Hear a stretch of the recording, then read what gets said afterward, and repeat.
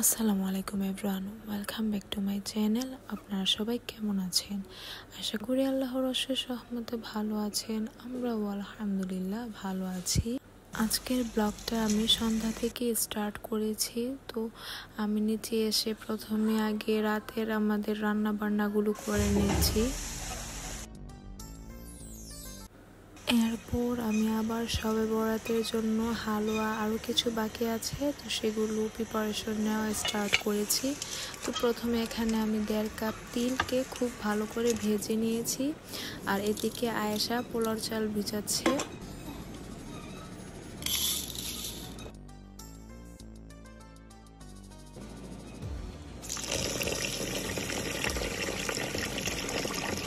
এখানে প্রায় গ্লাস দিয়ে 1.5 গ্লাসের মতো চাল ভেজানো হয়েছে, যেহেতু আমরা মানুষ বেশি আলহামদুলিল্লাহ, আর কিছু আমাদের রিলেটিভসের মধ্যেও দেওয়া হবে তাই।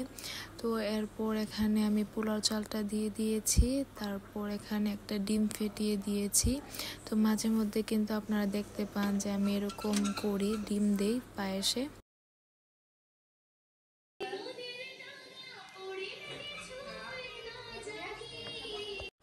আর পাশের চুলায় আমি 1.5 লিটার দুধকে জাল করে বলক উঠিয়ে নিয়েছি। তো এরপর এখানে আমি প্রায় 2 টেবিল চামচের মতো লেবুর রস দিয়ে দিয়েছি, দিয়ে আলতো হাতে এটাকে মিক্স করে নিয়েছি।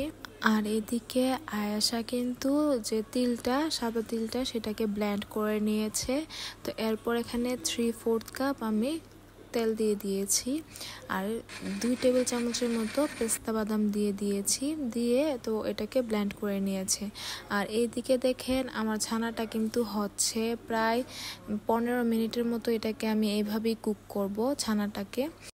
পায়েসটা কিন্তু আমার প্রায় হয়ে গিয়েছে। তো এখন আমি কিছুটা পায়েস তুলে নিয়েছি পাপা আর মাম্মার জন্য, আর বাকিটার মধ্যে আমি 1/2 কাপ গুঁড়া দুধ, 1/2 কাপ কনডেন্স মিল্ক আর 1 কাপের মতো চিনি দিয়ে সেটাকে একটু ভালো করে কুক করে এটাকে নামিয়ে নিচ্ছি।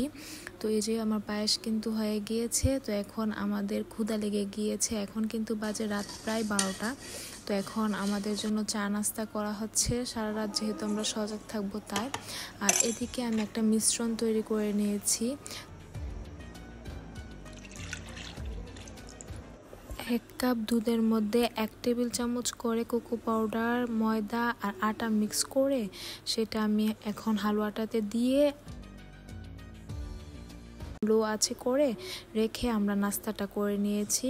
তো এই যে দেখেন আমার হালুয়াটা কিন্তু আমি আসার পর এরকম ছিল। তো এরপর এখানে আয়েশা সাদা তিলের যে হালুয়াটা সেটা তৈরি করছে। এই হালুয়াটার নাম হলো তাহিনি হালুয়া। তো এই হালুয়াটার মধ্যে 1 কাপ গুঁড়া দুধ দিয়েছে, 1/2 কাপ চিনি আর 1/4 টিস্পুনের মতো গোলাপ জল আর কিছু বাদাম কুচি করে রাখা ছিল, তো সেগুলো দিয়ে মিক্স করে নিয়েছে। ও এলাচি গুঁড়া বলতে তো আমি ভুলিয়ে গিয়েছি, সামান্য একটু এলাচি গুঁড়াও দিয়ে নিয়েছিল।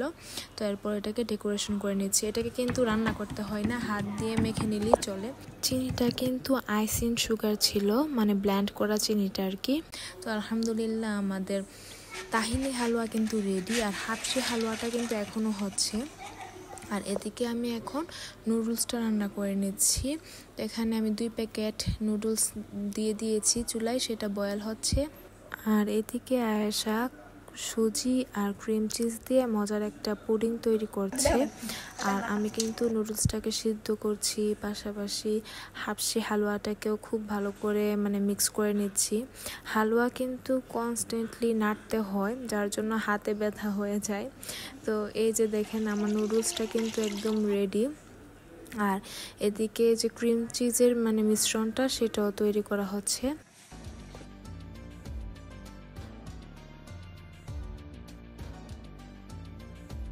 আপনাদের কাছে যদি আমার ভিডিও ভালো লেগে থাকে তাহলে লাইক, শেয়ার, কমেন্ট এবং সাবস্ক্রাইব করতে ভুলবেন না। পাশে থাকা বেল আইকন একটা ক্লিক করে দিবেন।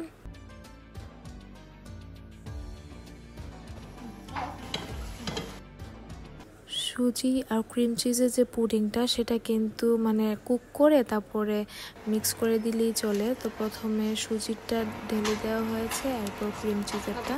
আর যে হাফসে হালুয়াটা সেটার মধ্যে এখন আমি হাফ কাপ চিনি দিয়ে দিয়েছি, তারপর এলাচের গুঁড়াও দিয়েছি এবং জায়ফলও দিয়েছি অল্প একটু। তো এরপর আমি ঘি দিয়ে এটাকে মিক্স করেছি। প্রায় হাফ কাপের মতো ঘি আমি অল্প অল্প করে দিয়ে অনেকক্ষণ লাগিয়ে এটাকে আমি কুক করে নিয়েছি। এটা খুব রিচ একটা ফ্রুট, আমি যেটা বুঝতে পেরেছি। এরপর আমি লাইফে ফার্স্ট টাইম একটা রেসিপি ট্রাই করতে যাচ্ছি, আর সেটা হলো ফ্যান্সি ব্রেড, যেটা পুরান ঢাকায় খুব পপুলার একটা মানে রুটি। তো সেটা শবে বরাত হলে কিন্তু মানে সবসময় সবাই মানে পুরান ঢাকায় পাওয়া যায়। তো পুরান ঢাকায় যারা থাকে তারা তো এটা কিনে খেতে পারে, আমরা তো আর পুরান ঢাকায় থাকি না, তাই আমরা কিনে খেতে পারি না। তাই আমি এটাকে ঘরে বানিয়ে নিচ্ছি। আর আমি আজকে যে ফ্যান্সি ব্রেডটা তৈরি করছি সেটা প্রায় 4টা করব, সেজন্য আমি এখানে 3.5 কেজি ময়দা নিয়েছি। তো সেই অনুযায়ী আমি এখানে লবণ, চিনি, তারপর ইস্ট, তেল সব কিছু দিয়ে গুঁড়া দুধ দিয়ে মেখে নিয়ে এটাকে আমি ঢেকে রেখে দিচ্ছি। আর এদিকে নুডলসটা এখন রান্না করা হচ্ছে। এখন কিন্তু রাত প্রায় 3:30 বেজে গিয়েছে, কারণ সারা রাত মিলে আমরা 2জন মিলে এই যে সব কিছু রান্না করে নিয়েছি। তো আমি রান্না করছি, হঠাৎ করে দেখি আপুমনি আসছে। তো আপুমনি এসে বলছে যে তুমি আমাকে দাও, আমি রান্না করি, আর তুমি মানে যা স্পাইসেসগুলো দিবে সেগুলো দিয়ে দাও, আমি এটাকে মিক্স করে দিচ্ছি। তো এটা আমার কিন্তু অনেক বড় একটা হেল্প হয়েছে। তো আপুমনি এটাকে রান্না করে দিয়েছে, আমি যা কিছু দেওয়ার দরকার সব দিয়ে দিয়েছি। আর এটা হলো আমাদের যে শবে বরাতে রোজা রাখবো সেজন্য ইফতারি যেদিন করবো সেজন্য বাটার চিকেন বানাবো। তো আমি চিকেনটাকে মানে 2 দিন আগে মেখে ডিপে রেখে দিব আর কি, যাতে করে মশলাটা খুব ভালো করে ঢুকে। তো সব কিছু আলহামদুলিল্লাহ কমপ্লিট। আমাদের সেহরি করাও হয়ে গিয়েছে, তারপরে ফজরের আজান হয়ে গিয়েছে। এরপর এখন আমরা সে ঐতিহ্যবাহী ফ্যান্সি ব্রেডগুলো তৈরি করছি ফার্স্ট টাইম। তো আমি জানি না কেমন হয়েছে, আপনারা অবশ্যই কমেন্ট করে জানাবেন আসলে দেখতে কেমন হয়েছে ব্রেডগুলো। বাট আমি ট্রাই করেছি, আর আমার কাছে তো এত বড় ওভেনও নেই, চুলায় তৈরি করেছি। তো আলহামদুলিল্লাহ আমরা তো খেয়ে নিয়েছি, মোটামুটি ভালোই ছিল। তবে আমার কাছে যদি ওভেন থাকতো বা চুলার মধ্যে বেক করার কোনো সিস্টেম থাকতো, কোনো বড় একটা পাতিল বা অন্য কিছু থাকতো, তাহলে হয়তো বা ব্রেডগুলো আরও ভালো হতো।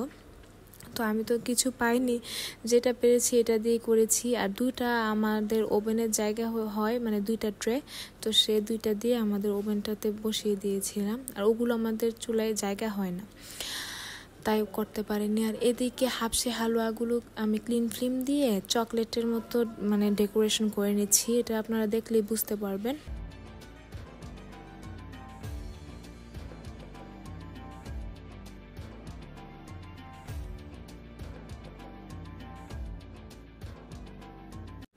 আর গতকালকে যে আমি বুটের ডালের হালুয়াটা তৈরি করেছিলাম সেটার মধ্যে কিছু কাজু বাদাম দিয়ে ডেকোরেশন করে দিচ্ছি। তো এখন সবগুলো আমরা 3 বোন মিলে রেখে দিয়েছি, তারপর আপনাদেরকে ভিডিও করে দেখাচ্ছি। তো আপনারা বলবেন কেমন হয়েছে। এটা ছিল গাজর আর ছানার মুন হালুয়া, তারপর ছিল পায়েস, আরও ছিল আইসক্রিম ব্রেড হালুয়া, বুটের ডালের হালুয়া, নুডলস, তারপর সুজি অ্যান্ড ক্রিম চিজ পুডিং, আর বাকি অন্য যেগুলো দেখতে পাচ্ছেন এগুলো সব কিছু আমি পাপা আর মাম্মার জন্য 0 ক্যাল দিয়ে করেছি, সেম জিনিসই। আমি তো বলতে ভুলে গিয়েছি, হাফসে হালুয়া ছিল তাহিনি হালুয়া, তারপর ব্রেড দিয়ে স্যান্ডউইচ, এই যে আপনারা দেখতে পাচ্ছেন সেটাও আমি অফ ক্যামেরায় তৈরি করে নিয়েছি। তো এখন আমি একটু কেটে আপনাদেরকে দেখিয়ে দিচ্ছি।